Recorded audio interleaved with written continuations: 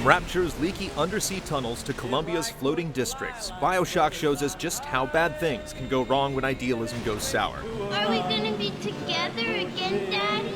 Elaborately decorated and conceived with rich history, Bioshock is brought to life not only through striking visuals and carefully crafted dialogue, but music that evokes a potent atmosphere of fear and awe.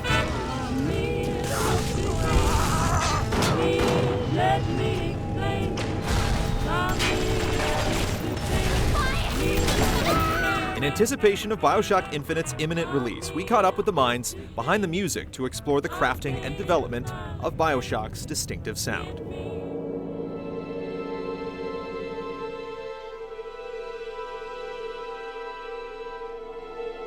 I started composing for film and television back in the 80s, right out of USC. I studied composition at USC, and was working for Mike Post and Pete Carpenter, and worked on some of the classic TV shows that they worked on, including The A-Team and Magnum P.I., Greatest American Hero.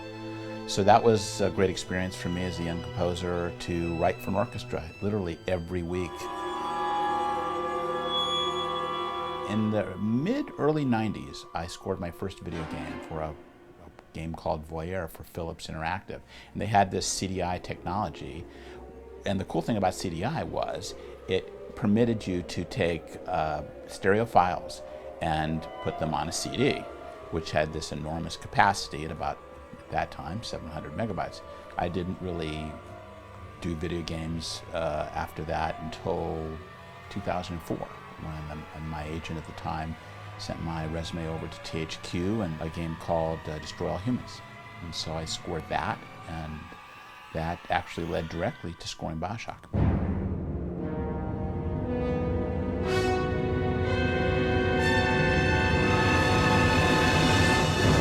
I worked with Gary on Destroy All Humans, and I chose him for that particular project because his background was actually in film and TV and like much more traditional sort of composing. Gary brought that very like classic orchestral sounds to Destroy All Humans, and our direction on that game was Bernard Herrmann, and he totally nailed that.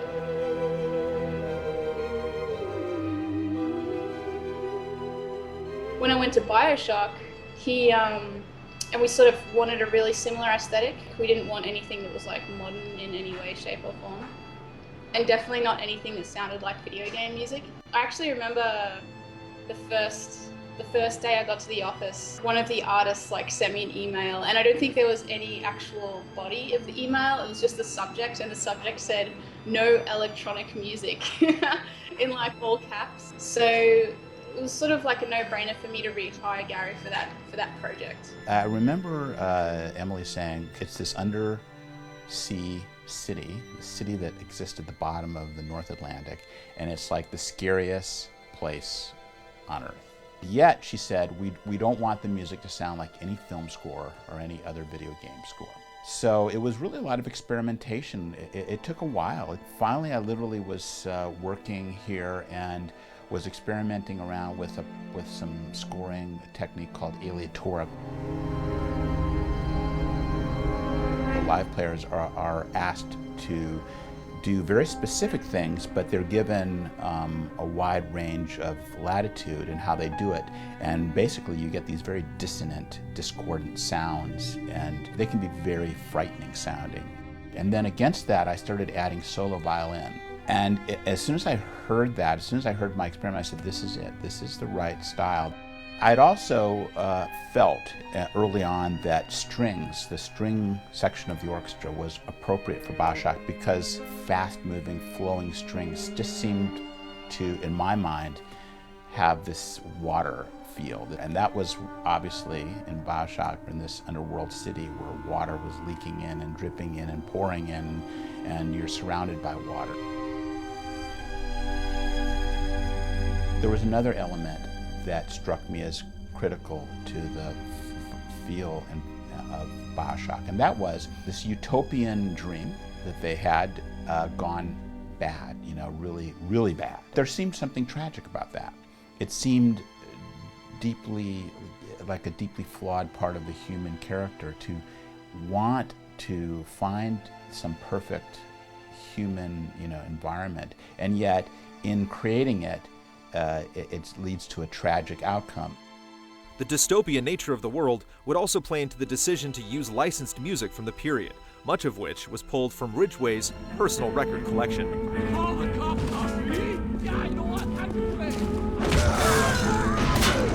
I owned a lot of Django and a lot of Bing Crosby and a lot of Noel Coward and a lot of the old jazz, because my major at university was performance saxophone, so I was a pretty big jazz nerd. If you listen closely to a lot of the music of that period, it sounds really happy, just like musically it sounds happy, but then when you listen to the lyrics, it's just like, it's so depressing, and so like they've got some very heavy concepts in there. What bright happiness, what bright happiness, who can truthfully say, what forever share, will tears we say. So it was this like, the songs themselves were this really interesting juxtaposition of sort of like this happy, quirky, musical, razzle-dazzle number, and then like they'd be singing about, how the world is ending and stuff like that. And that was perfect for Bioshock. The other perspective we had on the licensed music in Bioshock, it wasn't just about creating a cool atmosphere, and at times it wasn't even about creating a juxtaposition. If you listen to popular music from any particular culture, it can give you like a really good insight into the sort of collective consciousness. It was supposed to mirror the optimism and the decay at the same time, like those two things sort of coexisting with each other. I guess the philosophy of Rapture was everyone was so patting themselves on their back with these amazing scientific accomplishments, and yet everything was going to shit. No, no, no, no. If I didn't care.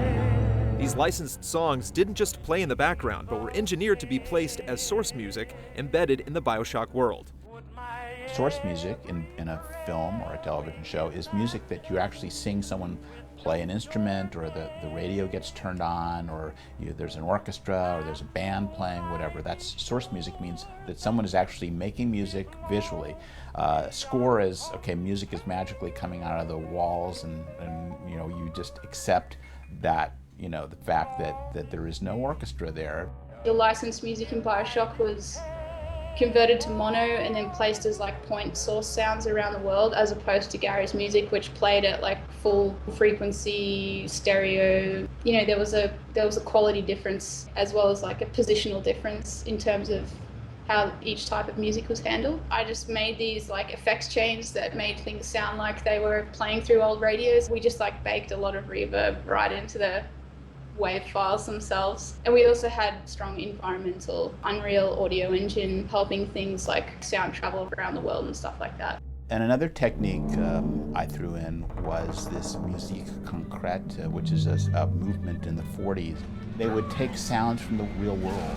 It could be the sound of traffic noise, or any sound from the real world, and incorporate that as sort of a musical montage. There was originally a deck called The Fisheries. I used sounds of the sea and the sounds of a buoy bell, or the sound of a ship's pipe, or various other sounds. In one cue, for instance, I found the breathing of. There was a website that had recorded the sounds of people who were sick and with lung disease, and the sounds of their breathing were frightening, and I incorporated some of that. One of the more distinctive elements of Bioshock's audio design is that the presence of music is relatively sparse, allowing the player to breathe in the world around them, keenly aware of Splicer's threatening voices and Big Daddy's stomping through the hallways. Why is it today and not then when you were warm and sweet? The music design for the game was not wall-to-wall score, and I appreciate that. I didn't think it needed it, and I think it would have subtracted to have the music be wallpaper and literally constantly there. I was like pleading the case for actually using music in the game at all, just like any music, because the spiritual successor for Bioshock was System Shock 2, right? And while that had music in it, I think like a lot of the fear sort of came from the sound design. And they were really hoping to do the same thing with Bioshock. So there was even this idea being kind of thrown about the office, like we don't actually even need sound. We don't actually even need music.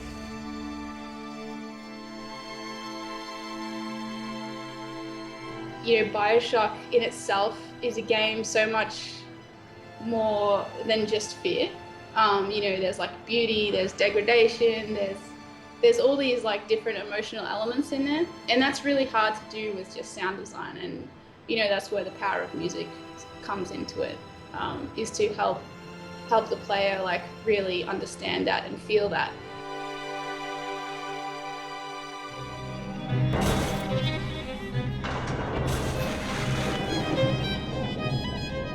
The idea was there were these set pieces that needed to be scored.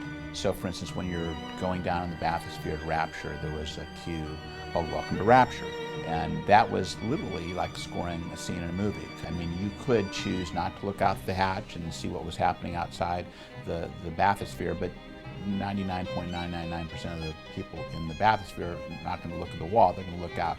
And once they did, the music was locked to picture. I actually decided pretty early on that I didn't want to have like any dynamic music, and I guess there was a philosophy that music should always mirror what the player is doing at all times. You know, that's cool and everything, but like sometimes you want juxtaposition and sometimes you don't want any music. And you know, I was playing a lot of games where they'd have these dynamic music systems, and every time the player was in combat, this combat music would like pipe up, and it'd be like they're just fighting a mouse. Okay, let's sort this out nice and quickly. Ricky can win by himself. I said like from really early on there was going to be no looping music in Bioshock and no dynamic music, and we were actually just going to treat the music like just more like a film score. So every piece of music was like put in very deliberately by hand. The idea was originally actually the concept was to have zero combat music. I did end up writing some combat music at the very end.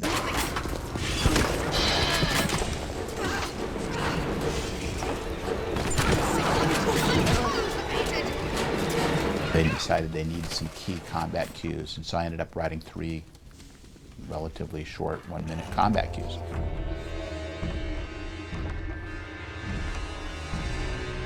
Generally, the sound, the score design was once you entered a new level, a cue would play, and usually there was a couple of cues, of music cues that sort of introduced you to the sound design or the vibe for that level. One of these cues, titled Step Into My Gardens, plays when the players first enter Arcadia, where crops and trees are grown to provide food and oxygen for the city. This is where they grow things for Rapture, but now it's decaying. This sort of creepy, strings creating this sort of slithery, insects eating the dead wood and the dead animals and the dead bodies. I would have these dark, eerie, backgrounds, and then have something more tonal and almost sad against it. This is living things that are dying and decaying, which was kind of what was happening to Rapture, this city where everyone's killing and devouring one another. Meanwhile, some cues came about organically as Shyman developed additional themes in the same style. When I went to record the live orchestra, I said, I have some ideas for some music that I would just like to record. And Emily said, go ahead, go for it. And so one of those actually ended up being Steinman's cue. Not written for Steinman, but it was this very frightening, intense piece of music. An intruder! He is ugly! Ugly! Ugly! Ugly! Look at you!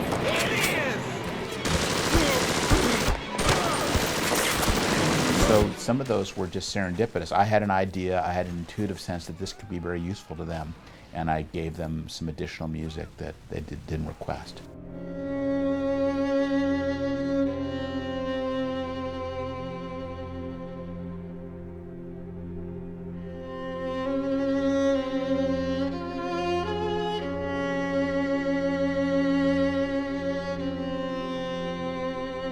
Bioshock II was in production at 2K Marin, Shyman was asked to return to Rapture, working with the new team to expand on the style of the original game. Michael Camper was the audio director, and Jordan Thomas, who was on the original Bioshock, he was one of the level directors. So really, it wasn't a matter of changing anything in terms of direction and style. It was really reacting to the new game and the new situations and the new musical needs that it had. Because I'd sort of like been thinking about that style, I think in some ways it's even more sophisticated musically than the first. I'm really pleased with both scores, but I certainly think that Bioshock 2 definitely played off the style of the first, but created something, its own unique melodies and themes and ideas. I remember you, monster. You stole Eleanor from me. Twisted that baby girl into a thing so sick it can't even die. There was a portion of, there's this section of the game that they were calling like the ghetto. And so it was like the poorer part of town. And I just thought, you know, blues and jazz could be part of what created the style for that, especially that time, in that time period.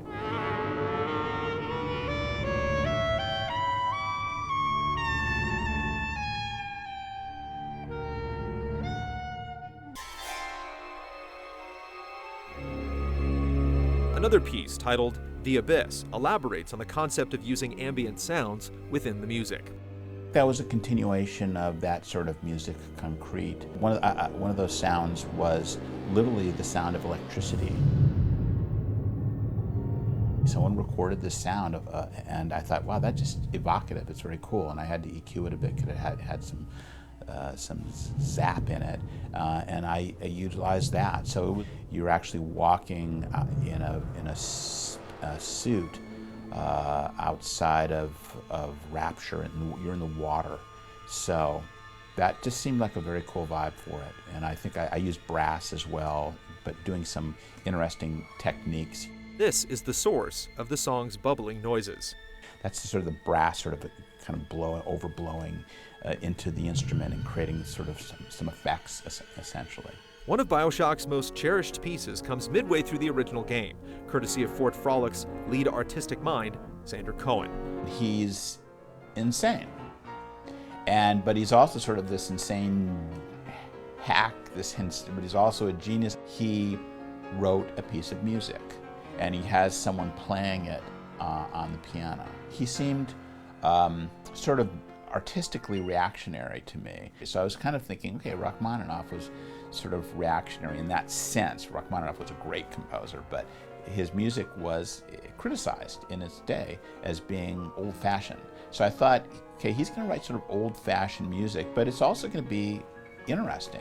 You know, basically the direction was, okay, Gary, like we need a piano concerto, and it needs to be very difficult, and whoever plays it needs to sound like they're really struggling with it. So I came up with this concept, and I wrote something that really could be thought of as like a concert piece. And it took me a couple days to write to crank it out, because it's a very complex piece of music, very hard to play actually at the piano. It's very complex and very intense, and it was really fun to write, and it was a challenge. And people loved it once the game came out. It was great to see people actually playing it on YouTube, learning that piece of music. And I wasn't completely informed as to how it would be used, so it was sort of interesting to see how the pianist being blown up, you know. And of course, all of us composers occasionally fantasize about blowing up pianists. Oh, Colin, you sick fuck, let me out of there!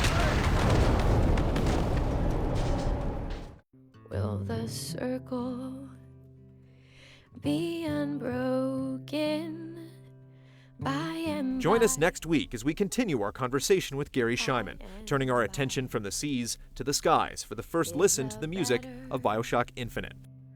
home awaiting? Then come back for new episodes each Monday in April as BackTrack's spring season heads into full swing. The sky.